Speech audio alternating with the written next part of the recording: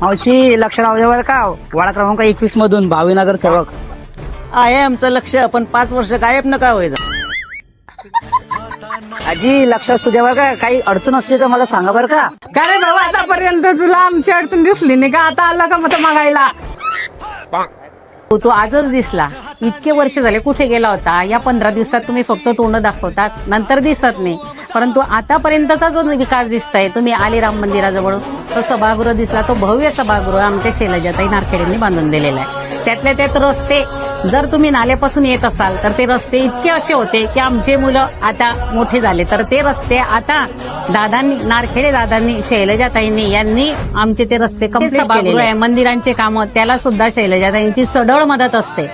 आणि म्हणून त्यांनी आमच्या सुखाला दुःखाला दिवस रात्र धावून येणं हा त्यांचा सिंहाचा वाटा असतो.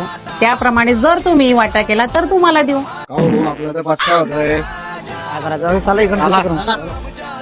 का लक्ष राहू दे बरं का. काही अडचण तर सांगा बरं का मला. कुठे गेला होता इतक्या दिवस? आमच्या अडचणी सोडवण्यासाठी वर्ष शेलाताई नारखेडे आणि पिंटू बाबा कोठारी आहेत.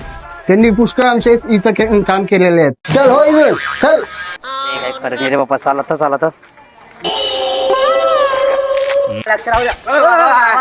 काय करताय म्हातारा? वट देतो बरं का मला. वट